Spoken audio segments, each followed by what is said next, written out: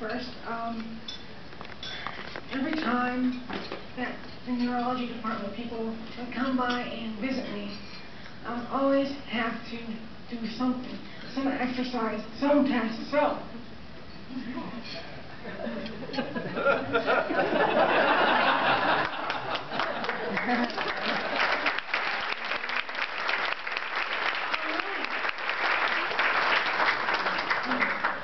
I had a stroke 1 year, 1 month, and 1 day ago. And wow, what an incredible experience. Just wow. The stroke was massive. I collapsed on my bedroom floor, and my parents found me. EMT people came through, and I recognized one. And I was going to say, "Hi, Ron," but I couldn't speak. What's with this? I'm on the floor. They're helping me up, and I'm like, "Hey, can I help?" I still can't speak. They are carrying me down the stairs, outside, into an ambulance, and then I noticed there's a helicopter, and I thought, I could ride it. I said, "Cool, helicopter ride, all right." Unfortunately, they drugged me enough that I don't remember. But I was in a drug-induced coma for 6 days. It was such a difficult time for my family and friends, not knowing what I can do, what is my brain function.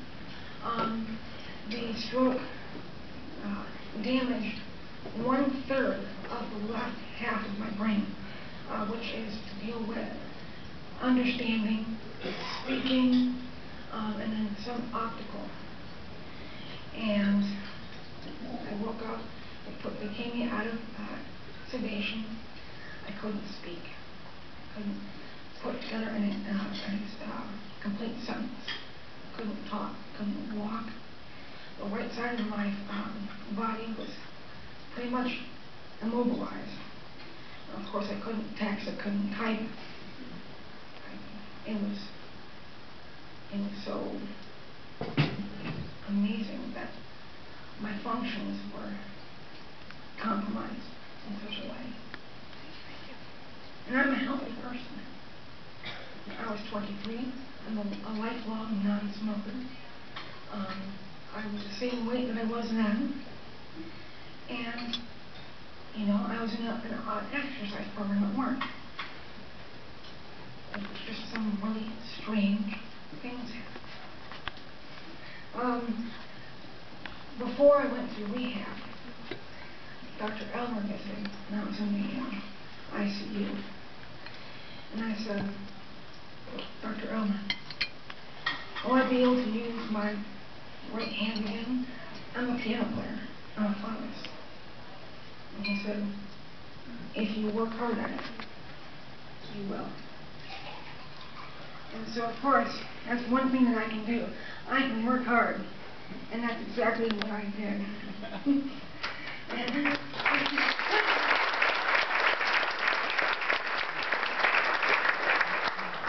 And the rehab section was so gracious. They worked with me. It was an intensive schedule, but it wasn't like a base camp or something. If I needed a drink of water, if I needed to sit down for a minute, go ahead. I'll get you some water, and we'll resume when you're feeling up to it. And it was so good that they didn't say, "Well, I'm pretty sure that you won't be able to walk, so you know, don't worry about it." No, it's more of, "Hey, you haven't gone upstairs. Do you want to try that?" "I don't know if I can." "Well, let's try." "Okay." And so I went up the stairs, and I didn't fall. It was amazing. Some of the most interesting experiences dealt with speech. Speech is about the last thing that you can regain after having a stroke. I still have speech problems. When I was in ICU and in rehab, they would test for us. And one of the questions they said was, okay, when a person wants to buy medicine, where do they go? And I said, apothecary.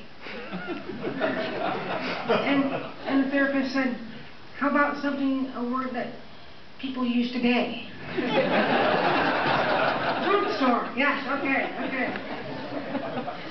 The other very good exercise was name as many vegetables as you can in 30 seconds. So, okay, let's go. Kale, water chestnut. And the therapist said, what? Never mind. You're good. When I was home, I was out of the hospital. I was only in the hospital for 19 days. That includes the 6 days that I was in the coma.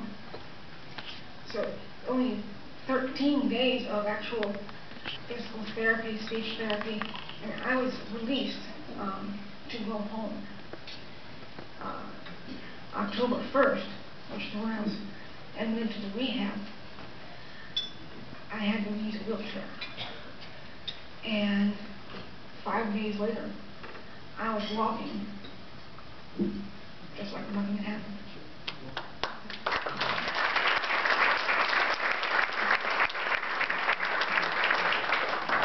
One of my favorite stories was my father and I went to go get groceries, and he didn't know if I had taken them in from the car. And he said, Laura, where are the groceries? And I said, they're in the he said, kitchen? No, they're in the, he says, garage? No, they're in the vehicular transport. And my mother says, do you mean car?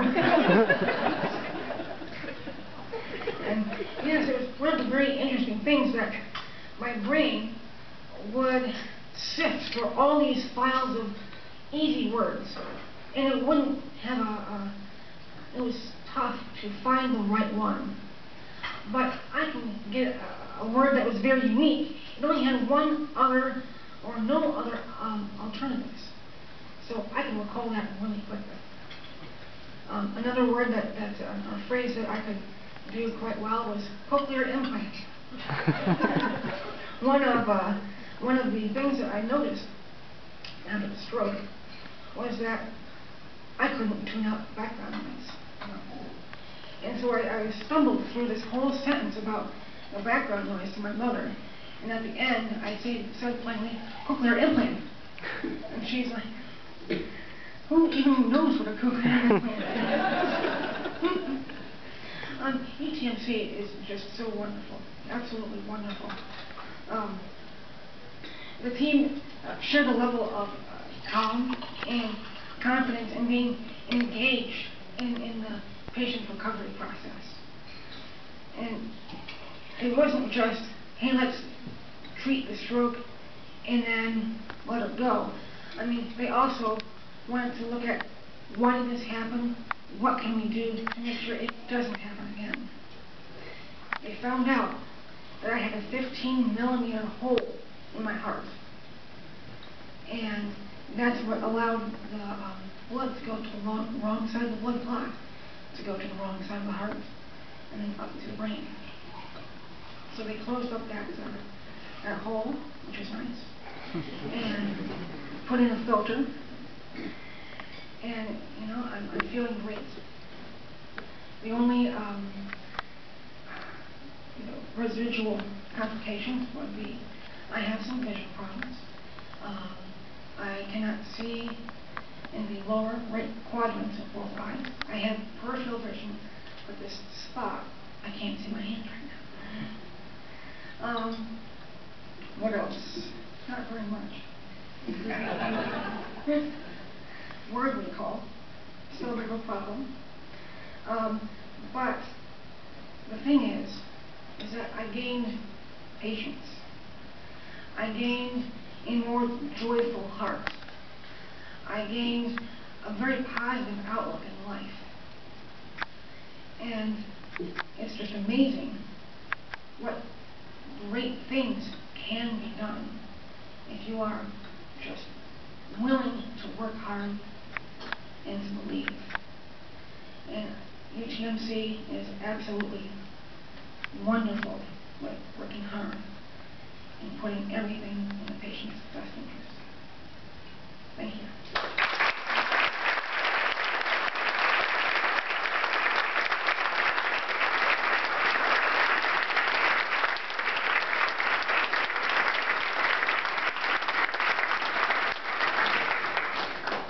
That was good. That's a nice story. I love how you told it. I would really like to thank my guests. I would like to thank all the sponsors. I would like to thank all the people that are coming here today. And as I said, particularly Mr. and Mrs. Wetmore and Laura Johnson, her mother and her friend, for coming. Because I think that sort of learning these stories is really, you can say so much more than any of us have had an experience.